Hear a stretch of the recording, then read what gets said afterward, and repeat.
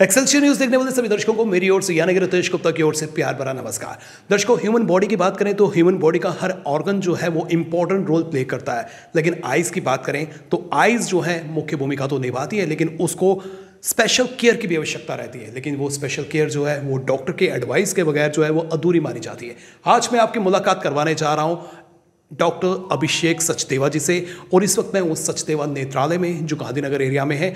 आइए जानने का प्रयास करते हैं कि किस तरह से आइज की पर्टिकुलर हम केयर कर सकते हैं। सर, बहुत बहुत स्वागत है आपका। Thank you ji, thank you sir, human body के तो हर ऑर्गन जो है इंपॉर्टेंट रोल प्ले करता है, लेकिन आइज की पर्टिकुलर बात करें तो आइज जो है काफ़ी इंपॉर्टेंट रोल भी प्ले करती है और उसको एक्स्ट्रा केयर की भी आवश्यकता है जो हम इग्नोर करते हैं। क्या कहना चाहेंगे? सर, बिल्कुल बिल्कुल। जो हमारी आइज़ हैं बहुत ही इंपॉर्टेंट एक सेंसरी ऑर्गन है जो हमें भगवान से मिला है, जिसके थ्रू हम पूरी ज़िंदगी वर्ल्ड को, दुनिया को देखते हैं। और इसका हम जितना ध्यान रखेंगे उतनी अच्छी तरह हम दुनिया को देख सकते हैं। कई तरह की बीमारियां जो हैं आँखों के लिए भी हैं, आँखें जो हैं उससे ग्रस्त हो जाती हैं। इन बीमारियों के बारे में मैं जानना चाहूँगा। हाँ जी, तो अनफॉर्चुनेटली हम कई बीमारियां हैं जो आँखों में हो सकती हैं। इसमें सबसे एक जो मोस्ट कॉमन बीमारी है वो कैटरेक्ट उसको बोलते हैं, सफ़ेद मोती है, जिसमें जो हमें जो नेचुरली जो हमें लेंस मिला है वो लेंस जो है वो हमारा ओपेक हो जाता है, यानी कि उससे लाइट आर पार जानी बंद हो जाती है।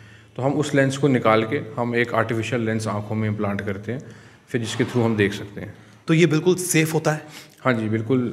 ये एक सेफ़ सर्जरी है और इसमें भी आप कई टाइप की एडवांसेस आ गई हैं। जैसे हम यहाँ सचदेवा नेत्रालय में हम फेको एमल्सिफिकेशन से, यानी कि बगैर चीरे के हम बहुत ही छोटा इंसिजन 2.2 या 2.8 mm का दे के हम ये लेंस इम्प्लांट करते हैं।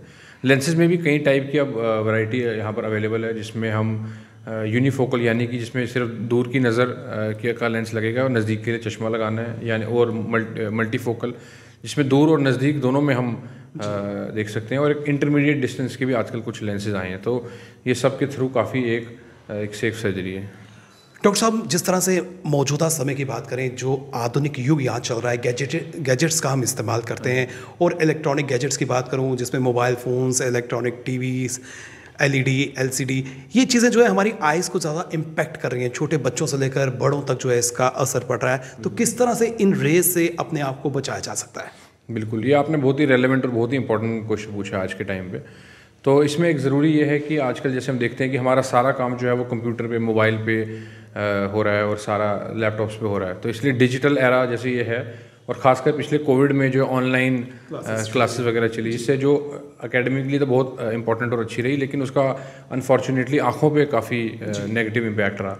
तो उन सब के लिए अब हमें बड़ा ज़रूरी है कि हम अपना जो है एक बड़ी इंपॉर्टेंट बीमारी जो आजकल कॉमन आ रही है उसको ड्राई आइज़ बोलते हैं, यानी कि जिसमें एक नॉर्मली मैं हम बोलूँ तो हमारा जो लुब्रिकेशन होती है आँखों के अंदर, जो अपना टीयर होता है वो सूख जाता है जी। तो इसी में हमने इंट्रोड्यूस किया है अभी यहाँ पर ऑकुलस केराटोग्राफ 5, यानी कि एक मशीन है जिससे हम ये जान सकते हैं कि अगर हमारी आंखें की ड्राई हो रही हैं तो किस रीज़न से वो ड्राई हो रही हैं। क्योंकि ज़्यादातर हम देखते आ रहे हैं कि अभी तक हम सिर्फ आई ड्रॉप से हम ड्राई आई ठीक करने की कोशिश करते हैं।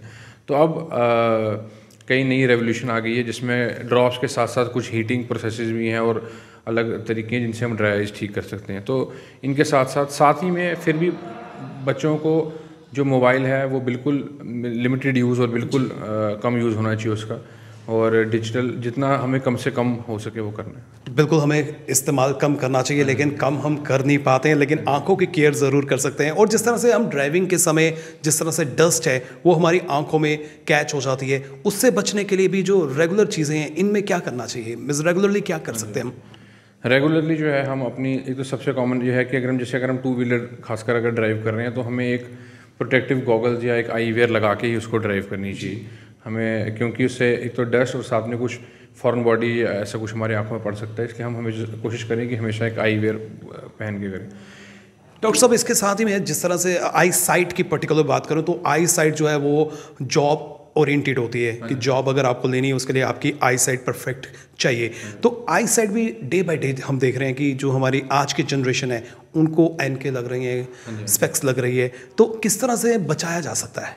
हाँ जी, तो जो आई साइट का वही एक जैसे हम डिस्कस कर रहे थे कि डिजिटली जो है उसका वो एक नेगेटिव इफेक्ट हमारे पे आ रहा है। तो हमें अपना ये जैसे मैंने आपको बताया कि एक हमें डिजिटल स्क्रीन का यूज़ कम से कम करना है। और अगर हम बहुत ज़्यादा करें, जैसे हम अगर आधे घंटे में कोशिश करना है कि थोड़ा उठ के हम थोड़ा वॉक वगैरह करके वापस आएँ।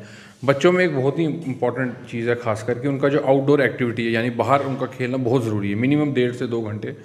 जब स्कूल, ट्यूशन, क्लासेस, इन सब के साथ साथ 1.5-2 घंटे बच्चों को ज़रूर बाहर खेलना ही खेलना है, बहुत इंपॉर्टेंट है ये। मतलब बाकी फ़िज़िकल डिमांड के साथ साथ हमारा जो ये आँखों के लिए भी बहुत ज़्यादा ज़रूरी है।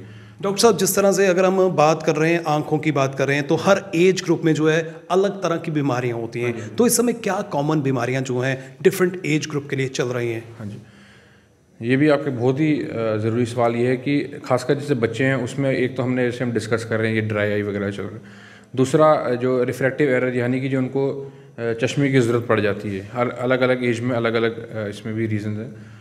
और रिफ्रैक्टिव एरर और ड्राई आई के साथ साथ एक एम्ब्लायोपिया एक होता है, जिसको हम देसी भाषा में लेज़ी आई बोलते हैं। यानी उसमें ये होता है कि हमारी जैसे अगर हमारी राइट आई अगर एम्ब्लायोपिक है या लेज़ी है, इसका मतलब हम उसको यूज़ ही नहीं कर रहे हैं, हम सिर्फ लेफ्ट आई यूज़ कर रहे हैं। आज तक जनरली ये क्या हो रहा था कि हम पैचिंग, यानी कि हम पट्टी लगा देते थे ठीक आँख के ऊपर कि जो कमज़ोर आँख है उसको यूज़ किया जाए। अब कुछ कंप्यूटर सॉफ्टवेयर की मदद से जो हमने स्टार्ट किए हैं, हम एक काफ़ी एडवांस ट्रीटमेंट इस कंडीशन में भी दे सकते हैं। इसके साथ साथ नौजवान जैसे कॉस्मेटिकली या फिर किसी उनकी ऐसी जॉब है, ऐसा प्रोफेशन है कि वो स्पेक्स नहीं लगा सकते, उसके लिए हमने 2006 में लेसिक स्टार्ट किया था पूरे J&K में, which was the first LASIK in J&K। उसमें क्या होता है कि हम नॉर्मली जो है हम अपना कोई बाहर से लेंस नहीं डलता, जो कॉर्निया जो हमारा आँखों का बाहर का हिस्सा है उसी को ठीक करके जो हम है विजन ठीक करते हैं। इसमें ज़रूरी ये है कि पहले कुछ टेस्ट होते हैं, अगर वो पेशेंट फिट है उन टेस्ट के थ्रू तो फिर हम पेशेंट लेसिक सर्जरी करा सकता है। ये 18 साल के बाद, और कुछ और फैक्टर्स हैं, अगर उसकी फ़िटनेस ठीक है तो वो सर्जरी करा सकता है, जिसमें उसको कॉस्मेटिकली और अपनी वर्क प्रोफेशन में भी हेल्प मिलेगी। पर्टिकुलर सचदेवा नेत्रालय की बात करते हैं, यहाँ पर किस तरह की ट्रीटमेंट यहाँ पर की जा रही है? हाँ जी, हाँ जी। तो सर, सचदेवा नेत्रालय जो है, हम यहाँ पे हमारा I am proud to announce कि हमारा फर्स्ट NABH आई हॉस्पिटल मिला है जम्मू में। और NABH एक बहुत ही मुश्किल एक्रेडिटेशन है जो हमने फॉर्चुनेटली हासिल कर पाए। और इसके साथ साथ हम यहाँ पे जो, जैसे आपको मैंने बताया, कैटरैक्ट और जैसे सफ़ेद मोतिया फेको एमल्सिफिकेशन से चीरे के बिना हम कर पा रहे हैं। उसके अलावा हम काला मोतिया, जिसको ग्लूकोमा बोलते हैं, उसकी भी हम सर्जरीज कर पा रहे हैं। भेंगापन यानी कि स्क्विंट की भी सर्जरी यहाँ पर अवेलेबल है। ड्राई आई जो है, जैसे मैंने आपको बताया, उसका हमने रिसेंटली स्टार्ट की है इधर। उसके अलावा एक बहुत ही यूनिक चीज़ जो हमने यहाँ पर अभी स्टार्ट की है वो है, इसको ऑर्थोप्टिक्स एक्सरसाइज बोलते हैं। यानी कि जनरली जैसे खासकर जो हमारे यंग और पीडियाट्रिक एज ग्रुप में कुछ एक्सरसाइजेज भी हमारी मदद कर सकती हैं। अब जैसे हम बॉडी के हर मसल के लिए हम जैसे जिम जाते हैं, हम रनिंग करते हैं, हम अलग अलग फॉर्म एक्सरसाइज करते हैं, तो अनफॉर्चुनेटली आइज़ के लिए ऐसा कुछ नहीं किया जा रहा था। तो वो हमने यहाँ पर कुछ एक्सरसाइजेज हैं जो हमने यहाँ पर स्टार्ट किए हैं, वो भी काफ़ी हेल्पफुल, अभी तक हमें उसके गुड रिजल्ट्स आ रहे हैं। इसके साथ साथ लेसिक, जैसे मैंने आपको बताया, वो भी रिमूवल ऑफ स्पेक्टिकल्स भी पॉसिबल है। और एक बहुत ही इंपॉर्टेंट और बहुत ही रेलेवेंट बीमारी आजकल, जिसको अनफॉर्चुनेटली डायबिटीज़, जिसकी इंडिया अनफॉर्चुनेटली एक diabetes capital of the world बनता जा रहा है, जैसे कि शुगर। तो शुगर जो है, और शुगर की एक सबसे बड़ी प्रॉब्लम ये है कि सर से लेके पैर तक ये हर ऑर्गन को इफेक्ट करती है, और इससे आइज़ भी बची नहीं है। आँखों में सबसे जो इम्पोर्टेंट, जो इसका सबसे ज़्यादा एडवर्स इफेक्ट जो डायबिटीज़ का आता है, वो पर्दे पे, रेटिना पे आता है। रेटिना जिसको हम हिंदी में पर्दा बोलते हैं, ये आँखों का पिछला हिस्सा है जिसके ऊपर हमारी लाइट की इमेज बनती है। तो शुगर का इस पर बहुत ही असर रहता है। इसमें दो चीज़ें बहुत इंपॉर्टेंट हैं, एक तो हमारी जो शुगर है वो कितनी देर से हमें है, और हम शुगर कंट्रोल है या नहीं है। तो इन दोनों, इस कंडीशन में अगर किसी को डायबिटीज़ है तो एटलीस्ट उसको 6 मंथ्स में एक आई चेकअप ज़रूर कराना चाहिए। जैसे कि अब किसी को शुगर ने अटैक कर ही दिया है, तो किस तरह से जो है उसके मल्टीपल ऑर्गन्स को बचाया जा सकता है? हाँ जी, हाँ जी। सो हर ऑर्गन में सबसे इंपॉर्टेंट तो ये, जैसे मैंने आपको बताया, कि शुगर कंट्रोल रहना बहुत ज़रूरी है। तो जो भी आपके डायबिटोलॉजिस्ट हैं उसको आप रेगुलरली उनको दिखाइए, आप अपना ब्लड शुगर रेगुलरली कराइए, और साथ साथ जो भी आपको फिजिकल एक्सरसाइज वगैरह वो आपको बता रहे हैं वो करिए। इसके साथ साथ आँखों में जो हम आपको अगर मैं बताऊं तो एक एटलीस्ट 6 मंथली एक चेकअप ज़रूर कराएं। बहुत एडवांसमेंट आजकल ऑप्थेल्मो आई की फील्ड में आ गई है, जैसे कि इसका एक OCT स्कैन बोलते हैं, जिसमें हम पर्दे के बिल्कुल हर एक लेयर बाय लेयर देख सकते हैं कि क्या प्रॉब्लम आ रही है। कुछ फंडस पिक्चर्स अवेलेबल होती है जिसमें पर्दे की फ़ोटो ली जाती है, ये ना कि आँखों में।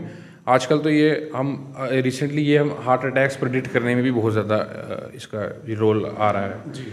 तो इसीलिए इस रोल में हमारे साथ डॉक्टर सुनील मेहरा जो पिछले 8-10 सालों से हमारे साथ जुड़े हैं, ये एक रेटिना स्पेशलिस्ट हैं जो हम अमृतसर से हर शनिवार को हमारे यहाँ सुविधा देते हैं।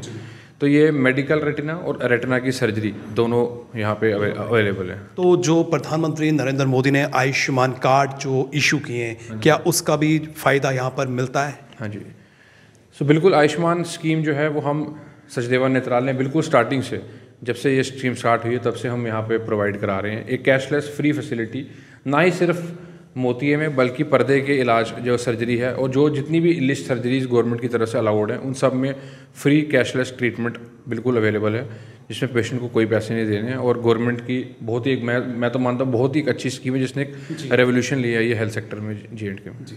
तो डॉक्टर साहब मैं आपसे ये भी जानना चाहता हूँ, बहुत ही कॉमन सी बीमारी है आंखों से पानी आना, आंखों में जलन होना, आंखों में जो लालीपन है वो दिखना, तो इन चीज़ों पर किस तरह से, बिल्कुल माइनर्स चीज़ें हैं लेकिन कॉमन चीज़ें हैं, इस पर क्या कहना चाहेंगे? सर आंखों के जैसे पानी आना और आप कह रहे हैं जैसे लाल होना, इसमें भी कई सारे फैक्टर्स हैं। इसमें भी एक इंपॉर्टेंट फिर वही फैक्टर रिपीट हो रहा है, ड्राई आई बहुत इंपॉर्टेंट है, और हमें कोई अगर एलर्जी है वो इम्पोर्टेंट। तो इसके लिए हमें अपने आई स्पेशलिस्ट को एटलीस्ट साल में एक बार, आप जहाँ पे भी हैं अपने आई स्पेशलिस्ट को ज़रूर दिखाएं और एटलीस्ट 1 ईयर एनुअल चेकअप ज़रूर कराना है। और इसके साथ साथ मैं ये भी बोलना चाहता हूँ, क्योंकि आजकल रिसेंटली हम पीडियाट्रिक यानी कि बच्चों वाले एज ग्रुप पे बहुत ज़्यादा फोकस रख रहे हैं, तो स्कूल में इम्पॉर्टेंट बहुत है आई चेकअप, ज़रूर हर स्कूल में आई चेकअप होना चाहिए, जिसमें मैं तो ये मानते हैं, हम कहते हैं कि जो फर्स्ट आई स्पेशलिस्ट है वो स्कूल टीचर होती है, जिससे हम वो जो देख पाती हैं कि बच्चा ब्लैक बोर्ड देख पा रहा है कि नहीं देख पा रहा, उसको वो होमवर्क लिखने में प्रॉब्लम तो नहीं आ रही है। तो हर स्कूल में एक एनुअल आई चेकअप ज़रूर होना ही होना चाहिए, उससे हम काफ़ी हमें हेल्प मिल सकती है। डॉक्टर साहब मैं ये भी जानना चाहता हूँ, जिस तरह से आई हमारा इंपॉर्टेंट रोल प्ले कर ही रही है, जैसे कि प्रेग्नेंट वुमेन की बात करूँ, उसकी जब बेबी की वॉर्म में होगा तो उसकी जो ग्रोथ होती है, तो क्या डाइट जो है वो क्या लेनी चाहिए, उन्हें किन चीज़ों का ध्यान रखना चाहिए, न केवल प्रेग्नेंट वुमेन बल्कि सभी को, हर वर्ग को क्या ध्यान रखना चाहिए खासकर डाइट के लिए? हाँ जी, तो डाइट में खासकर हमें ग्रीन वेजिटेबल्स जो हैं वो बहुत ज़्यादा उनका इंपॉर्टेंट रोल है।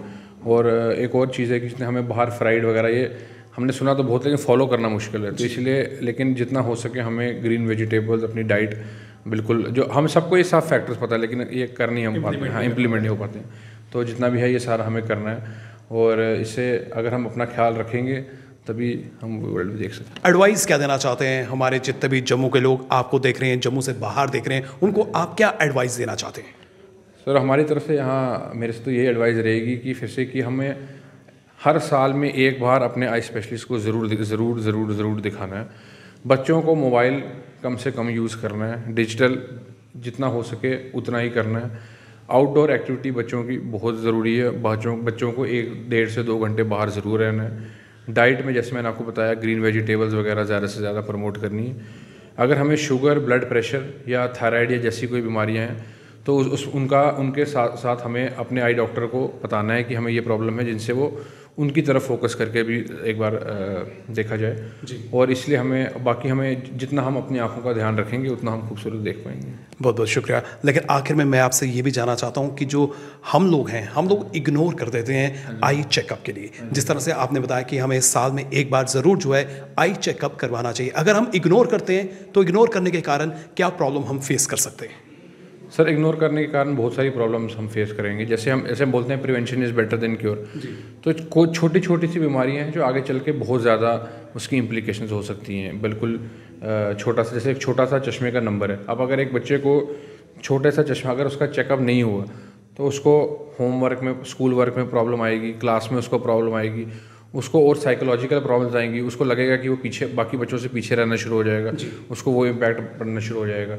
तो ये सब चीज़ें हैं जिसका एक बहुत ही नेगेटिव रोल आएगा खासकर बच्चे पे। तो इसीलिए फिर से मैं ऐसे रिपीट करता हूँ, एनुअल स्कूल चेकअप बहुत ही ज़रूरी है। बहुत बहुत शुक्रिया डॉक्टर साहब, आपने हमें समय दिया। और आइज़ की बात करें या फिर किसी भी ऑर्गन की बात करें, बॉडी के किसी भी पार्ट की बात करें, उसको केयर की आवश्यकता है। जिस तरह हम अपनी मशीनरी का, अपनी गाड़ियों का ख्याल रखते हैं, उसी तरह से हमें अपने इस शरीर का भी ख्याल रखना है। और वॉक कीजिए, रेगुलर वॉक कीजिए और जो छोटी छोटी बीमारियां आने वाले समय में विकराल रूप धारण करती हैं उन्हें समय पर ही रोकें। और आइज़ की पर्टिकुलर बात करूं, जिस तरह से डॉक्टर साहब इशारा करें कि हमें रेगुलर चेकअप करवाना चाहिए, रेगुलर चेकअप हम करवाएंगे तो समय रहते जो है अगर कोई बीमारी की गिरफ्त में हम आ रहे हैं तो आसानी से उसकी गिरफ्त से हम छूट भी सकते हैं। और सचदेवा नेत्रालय में आप यहाँ आ सकते हैं, डॉक्टर साहब के एडवाइस ले सकते हैं, इनसे सजेशन ले सकते हैं और अपना इलाज यहाँ पर करवा सकते हैं। इसी के साथ करण सिंह और मुझे यानी कि रितेश गुप्ता को दीजिए इजाजत, फिर मिलेंगे, नमस्कार।